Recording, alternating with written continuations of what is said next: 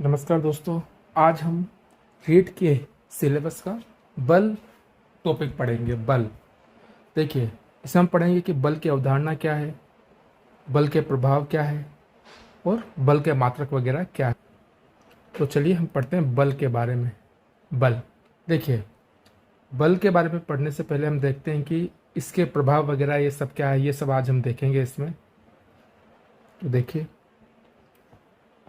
सबसे पहले कि देखिए बल के लिए क्या आवश्यक है। बल लगाने के लिए दो वस्तुओं के मध्य में अंतः क्रिया होना आवश्यक है। इसका मतलब क्या हो गया। देखिए, जैसे दोनों लड़की एक दूसरे पे बल लगा रही है, राइट। तो दोनों ने अपने एक दूसरे का हाथ पकड़ रखा है। इसी प्रकार से अगर इस लड़के और इस घोड़े में देखें तो इन दोनों में भी अंतः क्रिया हो रही है। अर्थात बल लगाने के लिए दो वस्तुओं के मध्य में अंतः क्रिया होना आवश्यक है। अंतः क्रिया होना आवश्यक है। अब हम देखते हैं कि बल से क्या क्या हो सकता है, कि बल के प्रभाव। बल से क्या हो सकता है। बल वस्तु की स्थिति में परिवर्तित कर सकता है। यानी कि जैसे आप एक बॉल रखी हुई है, इस बॉल को अगर मैं ये बॉल रखी हुई है, अगर मैंने इसको लात मारी तो ये यहाँ से चली जाएगी, यानी कि इसकी स्थिति में मैंने परिवर्तन कर दिया। बल लगाने पर स्थिर वस्तु गतिशील हो सकती है। या जैसे ये बॉल फुटबॉल थी, इसको मैंने मारा तो पहले ये स्थिर थी, अब क्या हो गई, गतिशील हो गई। तो इस प्रकार से हम ये कर सकते हैं। या फिर जैसे कोई फुटबॉल आ रही है, ऑलरेडी इधर से आ रही है, मैंने सामने से लात मार दी तो उसकी डायरेक्शन चेंज हो गई, तो मैंने उसकी स्थिति में परिवर्तन कर दिया। तो ये बल के प्रभाव है।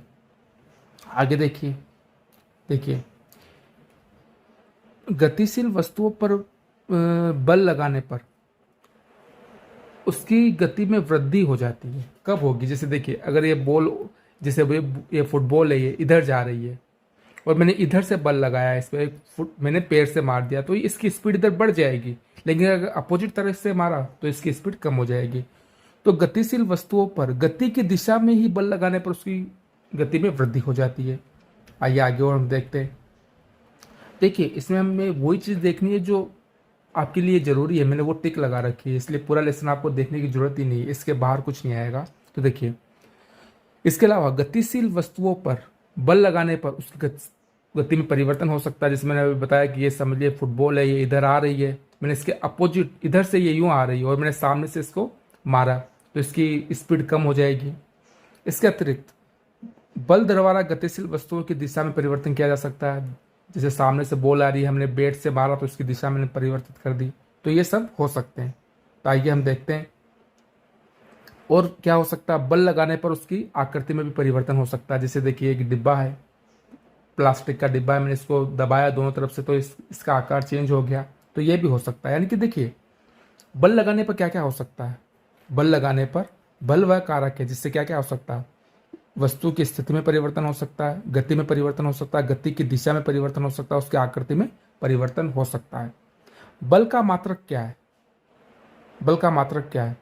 बल का एसआई का मतलब है यहाँ पर अंतरराष्ट्रीय मानक मात्रक न्यूटन होता है।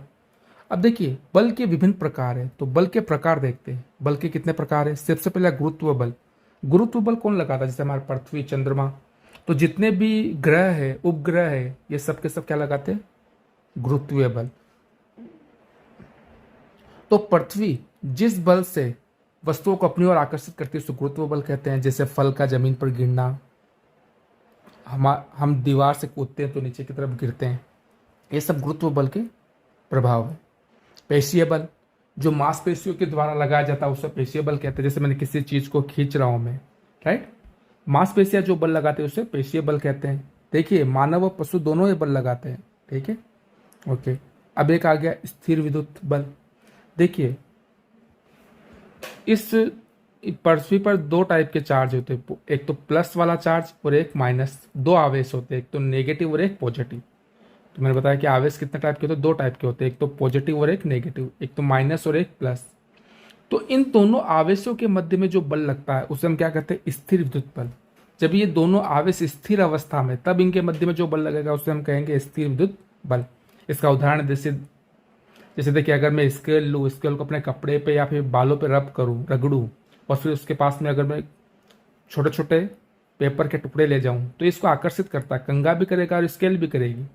क्योंकि रगड़ने पर मैंने अपने बालों से या फिर अपने कपड़े से जब इनको रगड़ा तो ये आवेशित हो गए, या तो इस पर प्लस चार्ज आ गया या फिर माइनस चार्ज आ गया, और इसने फिर जब इसके पास में पेपर ले गए तो इसने पेपर को अपनी ओर आकर्षित किया।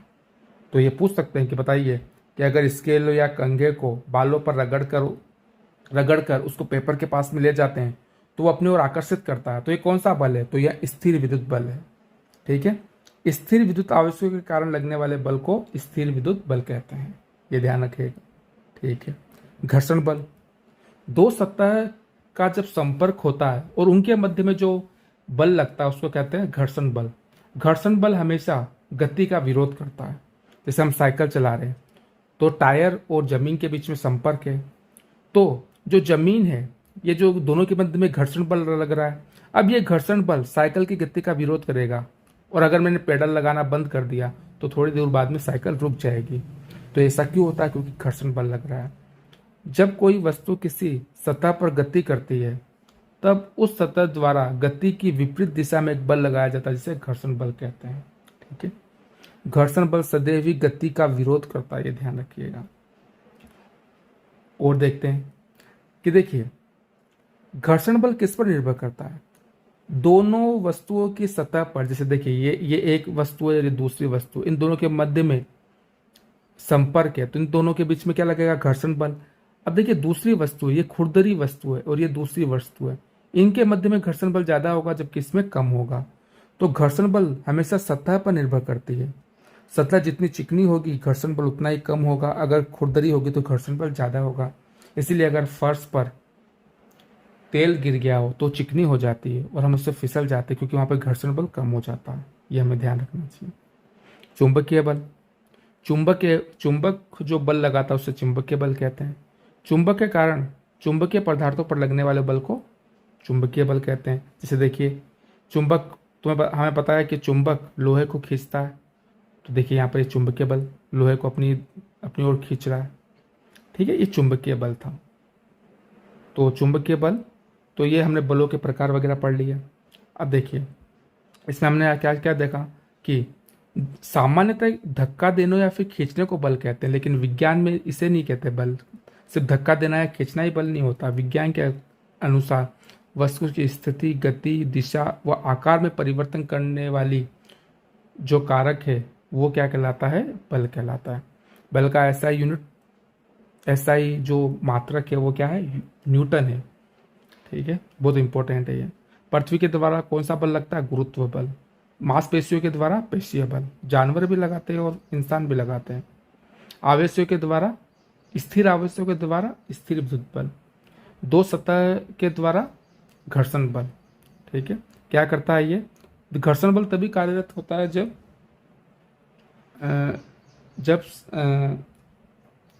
अगर उसमें गति हो रही हो। देखिए वैसे नॉर्मली गति नहीं होती तो भी घर्षण बल तो काम करता है, लेकिन उसका नाम हो जाता है स्थिर घर्षण बल, तो वो अपना टॉपिक नहीं है। तो देखिए सतह के मध्य में कार्य करता है घर्षण बल एवं यह गति का विरोध करता है। चुंबक के कारण लगने वाले बल को चुंबकीय बल कहते हैं। तो देखिए आगे कुछ क्वेश्चंस देखते हैं हम इसके अनुसार। रथ को खींचने पर घोड़ा कौन सा बल लगाता है? पेशीय बल। शुष्क मौसम में, देखिए हमने बताया कि मतलब सर्दियों के दिनों में अगर हम देखते हैं कि जो हमारे ऊनी वस्त्र होते हैं उसमें से चिंगारी उत्पन्न होती है, तो वो किसके कारण होता है? स्थिर विद्युत बल के कारण। बल का मात्रक क्या होता है? न्यूटन। स्थिर वस्तु पर बल लगाकर किसको नहीं बदल सकते? देखो गति को हम बदल सकते हैं, आकार को बदल सकते हैं, चाल को बदल सकते हैं, लेकिन उसका वजन नहीं बदल सकते। यानी कि देखिए अगर एक डिब्बा है, उसको मैंने दबा के इसका आकार तो परिवर्तित कर दिया, लेकिन अगर वो पहले 500 ग्राम का था तो अभी भी 500 ग्राम का ही रहेगा, तो द्रव्यमान चेंज नहीं कर सकते। स्थिर विद्युत आवेशों के मध्य लगने वाला बल स्थिर विद्युत बल। सामान्यतः खींचना या धक्का देना बल कहलाता है। पेड़, देखिए फल का जमीन पर गिरना कौन सा बल है? गुरुत्वीय बल है। तो उम्मीद है आपको हमारा ये प्रयास पसंद आ रहा होगा। अगर पसंद आ रहा है तो प्लीज़ हमारे चैनल को ज़्यादा से ज़्यादा शेयर कीजिए, सब्सक्राइब कीजिए और लाइक कीजिए, और हमें आपका कोई भी अगर सुझाव हो तो हमें आप मैसेज कीजिए। Thank you very much.